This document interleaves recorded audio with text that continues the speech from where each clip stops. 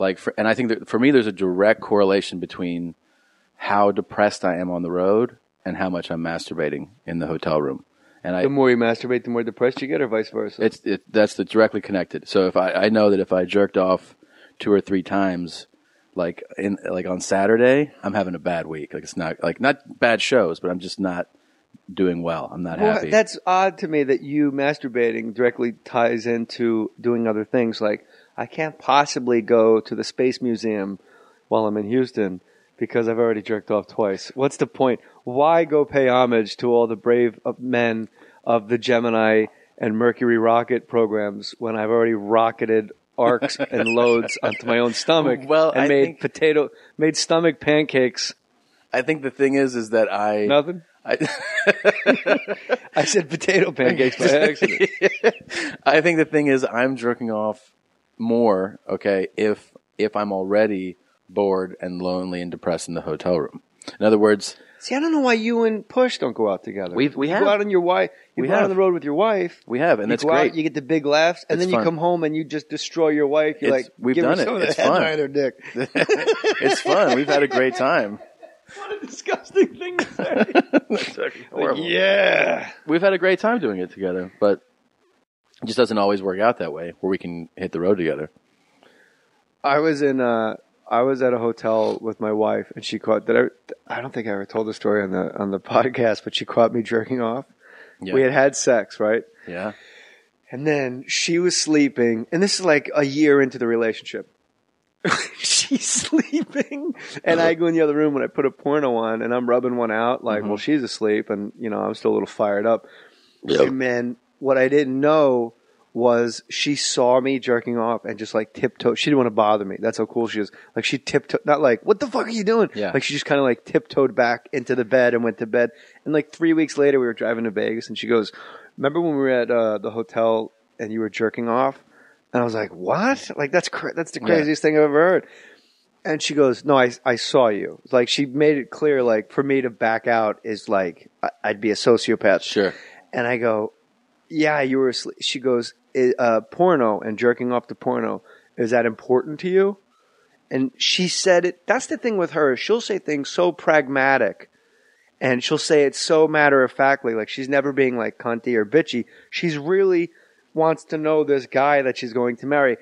Jerking off the porno, is that something that's important to you? And like just having it said that black and white, and not like someone fucking nagging in your ear, because that way you're like, you know what? I can't wait for that person to go to sleep. I'm going to fucking put loads all over this room just spite them. Yeah. But just, is jerking off to porno, is that something that's important to you? And I looked at her and I was like, and I really had to like think about it, but I had to think about it like in a half second. Yeah. And I realized, no. And she said, okay, because if it is, I'll accommodate it. But just so you know, I'm kind of a sure thing.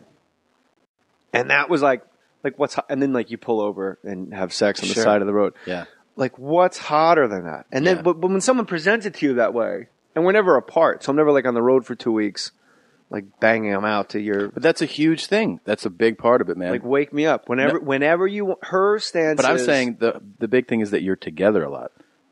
In 7 years, we've been apart a total of 2 weeks. And most of that is sleeping over, like with Miss Chris in the hospital. Most people they can't do that. You go out on your own. Like my wife and I, we get booked separate weeks, and we just can't always. But I would think that you guys would be a great booking together because you have your own podcast, Your Mom's House. Well, it's something that we've tried to make happen. Let me promote it at least. So you go to iTunes and type in Your Mom's House. Actually, you have to type in deathsquad.tv, and it's under the umbrella of Death Squad. But our podcast is called Your Mom's House, and it's good. I heard you singing a Billy Hayes original song. We did, yeah, a Billy Hayes song. A guy that'll never hear it. I left my penis in Tom Segura. No, that you were singing "If Sucking Cock Is." Oh, right, he sings that one too. He leaves me messages. If sucking cock is wrong, I don't want to be right. He leaves me like 3-minute versions. It's a friend of ours, Billy Hayes. Has like horrible Tourette syndrome, and he can't stop saying cock. Mm-hmm. And then when he saw Otto and George for the first time, It's like he found like his soulmate. Yeah. A puppet going cock, suck that cock. Did you see that tweet that Jim Norton retweeted about that T-shirt? He said the best T-shirt. It said, "What do we want? A cure for Tourette's. When do we want it? Cunt." Norton's a good egg. Yeah. Attell's on that antisocial tour. It's Norton, Artie, Attell, and is it Bill Burr? Oh, Nick DiPaolo. That's like a ridiculous tour. That is a ridiculous tour. That's a cushy thing. We should all go out on the road and join forces. I need rad. you and Bert to just step it up a notch so we could take the show on the road and get paid. Yeah. What's with these comedy clubs? Play some theaters. I'd love to. I just got to get more famous. So that's the thing with you. My wife asked me flat out, is jerking off to porn important to you? Yeah. So that ties back into you. You're alone. You're not with your wife. Right. That is often so you're I'd alone, like to be. and you're not an ordered on TV guy. You got your computer set up for exactly where you go. Yeah. What type of porn is a Tom Segura? Well, wait, go back to when she caught you. I was going to ask you, what were you watching? Just generic shit. Yeah. Nothing interesting. Not like you. You get like the midgets and... What is your favorite subcategory of porn? I don't know. Attell told me it was, what did he say? Was it casting? Yeah, Attell said it was the castings. Are great. Are they? Yeah, I like those a lot. But are they real? I don't think so. I don't think they're ever real. I have friends that buy into the whole. Like our producer George Martin is friends with Katie Morgan, who's on the SMOD network. Oh yeah. Yeah. Like Katie Morgan, you see, like, and well, I guess I'm gonna have to swing with my wife. You know, I can't pay my rent. Here's my wife, and I'm like, no, that's the lady of this podcast on SMOD network. Yeah, she's great, very talented. He said she's like a super sweetheart. I believe it. You know, Belladonna. When my wife and I were first together, we formed a production company, right? Mm-hmm. And we're trying to get these shows made and just different weird things. And I think it was Charlie. Yeah. I don't know who brought Belladonna. Rest in peace. Yeah. Oh, no. Jesus criminy. I don't know who brought it to our attention, but Belladonna was like a soccer mom, and she's also like taking like 3 penises in her butt at once. Yeah. She's a really, really good actress at what she does. I don't know if that's good or if like you are so damaged. She's super committed. Super committed. Like there's a hole in me so big that's Belladonna right now. So no, it's Charlie. I dead, motherfucker. What's up? Shit. I'm down here in Hotlanta keeping shit down. I'm bottom. Get those motherfuckers, Mom. Yeah, your black guy does sound like Elmo. Does? Do the black guy going, come over here, baby. Come over here, baby. So I don't know if it's talented acting. Committed to her craft. Yeah, though. she's totally committed. But is she committed to getting paid? Is she committed to? There's nothing more disgusting than when you listen to like porn stars on the radio and they're like, "I just thought it'd be really liberating for women," and you're like, "Really?" Like you thought, but like that lady will do literally like 6. She'll just like she'll put a fucking parking meter in her ass. Yeah, she's done the baseball bat. The baseball bat? That's pretty famous. Like there's nothing about that makes her probably have an orgasm at all. It's. You know, they say addicts have a hole in them, and you got to fill that hole, fill the hole, fill the hole, fill the hole. And then you realize, my experience is, the hole is really who you are. It's a Buddhist look at it. And once you identify that the hole, that's the life is the hole. So you should just embrace the hole? Yeah, like you don't try to fill. Yes. So I didn't mean it like that. It's not like, you know, like, oh my God, like there's just this emptiness in me and I'm just going to keep doing coke and chasing it and drinking or eating or fucking or whatever your addiction is. Right. You just realize, yeah, there's this fucking hole in me. That's life. Oh, that's who I am. This big giant, what the fuck's going on out there? Yeah. But with her, there was a reality show we tried to do. Yeah. And it was her. And she came into we had offices at Sony. I had an overall deal at Sony. Yeah. And she came in, like Belladonna's coming in. It was me, Barry Katz. Hey, man. Yeah. And Corey Fry. And we were going to I think Chuck, too. Charlie was around. And we were going to do a reality show where we follow her, like, to a porn set, explain what she does. But where you can put it on, like, A&E, like, not show, like, you know, all that disgusting stuff. Sure. But say, like, well, today I have a scene with 5 guys. And they're going to choke me and spit on me, blah, blah, blah. And then show her, like, picking up her kids from soccer practice. Because that's, like, her whole thing was, like, hey, I'm a mom first. And to which we all were like, nah, not really. Yeah. So we come in, we have a meeting with her, and she's very nice, and she's sweet. She's attractive. Mhm. I mean, just attractive. Sure. And she's like totally into it. Then we have another meeting the next day. She brings her husband in. This fucking guy looks like they just pulled him off the Atlantic City boardwalk. He's got like long shorts. Gotta be mine, I guess, huh? Sorry. Her husband has like clam digger shorts, Yeah. like just past the knee, and he's like kind of fat. He's wearing like a fucking Sepultura t-shirt.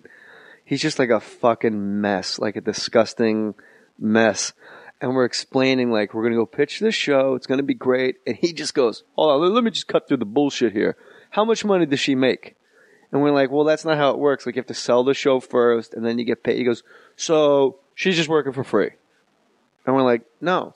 We're going to go sell a show, and if someone buys the show, we could make hundreds of thousands of dollars forever if it goes to DVD." And he goes, "Well, she makes $8,000 for a DVD." And I'm like, okay. Like, this guy wanted to know, how much fucking cash are we going to hand Belladonna Up front. now? Yeah. Right now. How much? And it was over. This guy just fucking pissed it away. It could have been like the biggest reality. That It could have sounds been a like great show. I would watch that show for sure. It's so bizarre because she's always talking about how she's a fucking mom. She's really. I'm a big fan of Belladonna. I think she's really good at what she does. I wouldn't know if she fucking ran me over with her car and spit on me to help me out. Really? I don't fucking know. Wait, didn't you? You used to have a bit though about. Wasn't that your bit about? If you know you're watching too much porn, if you can. Oh yeah, you know you're watching too much porn when you recognize a guy by his balls. Yeah. You're going, oh, Tom Byron, high and tight, lying down the middle. Yep. And you go, oh my God, I've been at this a while. I have literally done that at times where I've been like, fuck, that's shit. That's Manuel again drilling. Like, he's out of frame. And I can identify him by his cock. It's bad. What's your favorite subcategory of porn when you're in Madison having a horrible... That's the thing. That's kind of the point I was getting to. I didn't watch any. Oh, so you had a great weekend. Right. I had a great... So what Here's what does it to me. Vegas. Vegas really... Because for me, a Vegas week... I'm not a big star like you. It goes in, they go, hey, do this theater for a night. I do. If you work Vegas, like most comics do, you work one of the clubs, and you do shows Monday through Sunday. Monday, Tuesday, Wednesday, Thursday, Friday, Saturday, Sunday. Some people you say that to, and they're like, awesome, you get to do... Thanks for spelling out what through means. Thanks for explaining what the dash means in Monday dash Sunday. Well, I wanted people to know that it meant Monday, Tuesday, every night. Wednesday. That's every night of the week. Every night of the week. You could have also said Sunday through Sunday. You could have said 7 days a week. But tell me. I'm sorry. I don't give a shit. I'm saying that Vegas is a bad porn place for you. Well, it's just that it's not. It's just that it bums me out. Here's usually Monday through Thursday, which you can just imagine the other days in between. You have one show a night, like 9 p.m. And for some people, the idea of this is like awesome. Like you tell them, they're like, you get like a vacation. That's awesome. It's not a vacation. Yeah, when you're in Vegas in November and it's 50 degrees, 48 degrees, you're like, I'll go down to the pool. Here's the thing. You don't want to gamble, usually, if you're not really into it, because you feel like you're gambling what they're paying you. So you don't want to give, right. So you don't want to give them the money they're paying you. There's not really, if you've been to the city a few times, it's not like you're going to check out all kinds of new shit. You're not going to go to shows. Because you're on stage when they're doing their show. Yeah, you're not doing any of that. So it's a long week that I feel like really wears you down. I don't know what it is, man. It is. So what's your favorite subcategory of porn? I like the clothed female nude male. You like that one? Yeah, I'm glad you said it, because if you asked me, I would have said the same thing and it felt weird. So I'm glad you. Oh, thanks. I like it. Well, why do you like that? It's because it's humiliating to the guy? I think so. That's like when a guy has all his clothes on and the girls have all their clothes on and they make the guy take off his clothes. Yeah. And they're like, well, if you're going to be our chef for our private event, right, we're going to have to see what your penis looks like and sit on it. You can't cook unless you got a cock. And we're going to have to sit on it and take turns. Exactly. Mm-hmm. But why? You don't think that's odd that that's a turn on? I'm not saying it's not. And here's the. But why is that a turn on as opposed to everybody undressed? Here's the crazier part, man, is that I would have never known to seek that out. In until other it words, happened to you. It happened. I was like, cool. Yeah. When did that happen to you? What was the situation? I don't remember the exact one. I've seen a few thousand since then. No, when it happened to you, specifically, when you were the nude male. Right. When it happened to you, you realized you wanted to seek out porn where it was happening. When I was a janitor, probably.